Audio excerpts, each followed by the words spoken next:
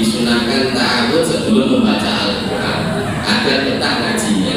Yang kedua, ketika marah. Dan yang ketiga, ketika was-was atau ada gangguan setan. Dan yang keempat, ketika memasuki tempat yang dikhawatirkan atau kita bahasanya ya angker roten. Yang kelima, sebelum membaca ayat-ayat ruqyah, sebelum membaca ayat-ayat ruqyah. Nomor 3. Ya, jadi di sini apa namanya?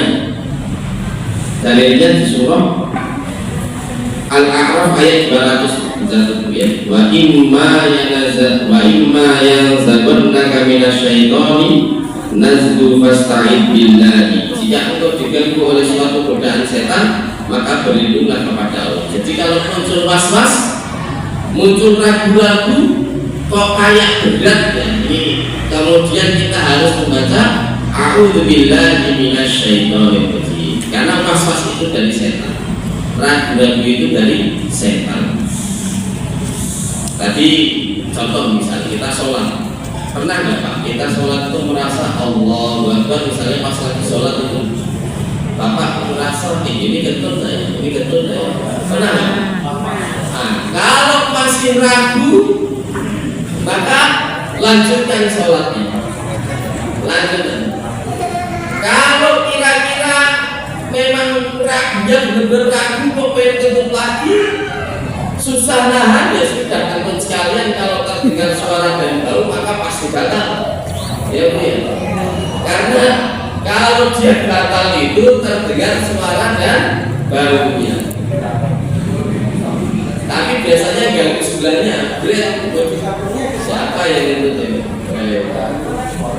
Ya begitu ya. Jadi ragu-ragu itu atau was-was itu dari setan. Ya, sehingga perbanyak ta'awud.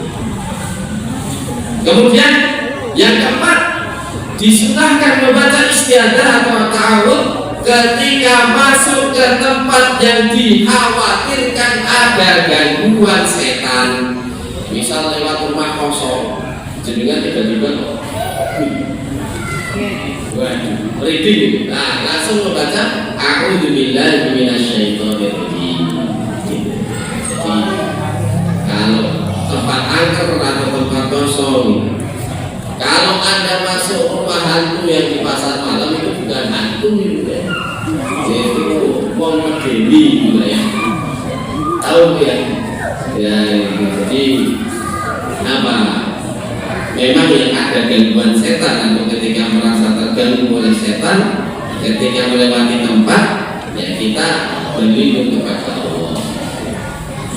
Juga Nabi pernah melarang sahabat itu safar malam dalam keadaan sendiri. Ya, malam-malam itu dalam keadaan sendiri. Tapi saya tanya bahwa Bapak dengan luar kota malam sendirian kenapa? Biasa. Ya. Oh pagi berangkat itu jalan-jalan dalam keadaan sendiri ya. Tapi kalau dalam keadaan sendiri dengan terganggu atau was-was ya atau khawatir, maka segera membaca a'udzubillahi minasyaitonir rajim ya. Kemudian yang kelima, yang terakhir, disunahkan membaca ta'awud sebelum membaca ayat-ayat ruqyah atau zikir tertentu sebagai bentuk memohon perlindungan kepada Allah Subhanahu wa taala. Karena pernah Bapak Ibu ada yang dipegang dibacakan a'udzubillahi minasyaitonir rajim, baru sampai Al-Fatihah itu sudah reaksi, atau mungkin baru sampai ta'awud sudah ada reaksi. Itu untuk yang apa meruqyah seseorang. Atau di sini ada yang meruqyah. Jadi apa disunahkan membaca ta'awud ketika mau meruqyah seseorang, bahkan kalau bisa kita berwudu kemudian sholat sunat 2 rakaat memohon kepada Allah Subhanahu wa taala sebelum meruqyah seseorang. Tapi nggak boleh kita meminta ruqyah sendiri, nggak boleh. Tapi kalau kita meruqyah sendiri dengan doa-doa dan zikir pagi bagus. Tapi kalau dengan meminta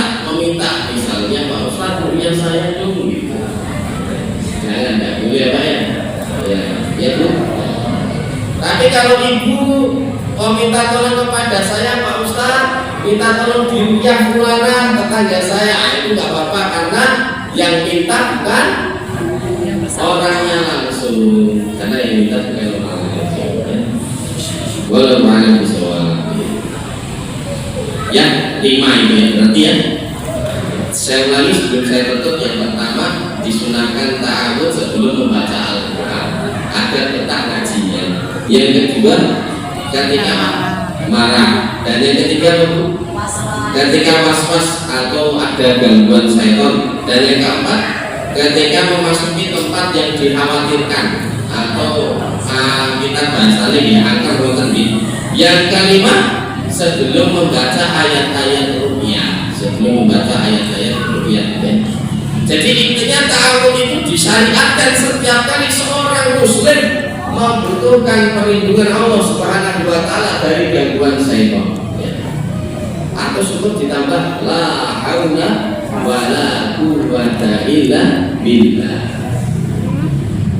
Karena kita hanya percaya bahwa kekuatan Allah lah yang paling besar dan Allah yang maha kuat, Allah maha perkasa. Itu Bapak Ibu yang dirahmati Allah Subhanahu wa taala, disunahkan banyak zikir ya, banyak ta'awud, minimal ada dengan zikirnya subhanallah walhamdulillah wala ilaha illallah wallahu akbar. Dan jangan lupa memang yang paling mantap itu kita tidak lupa memperbanyak istighfar kepada Allah. Ya, minimal sehari berapa kali? 100 kali. Astagfirullah, astagfirullah, astagfirullah, astagfirullah. Minimal sehari 100 kali. Alhamdulillah sedikit ya, mohon maaf semoga bermanfaat ya, panjenengan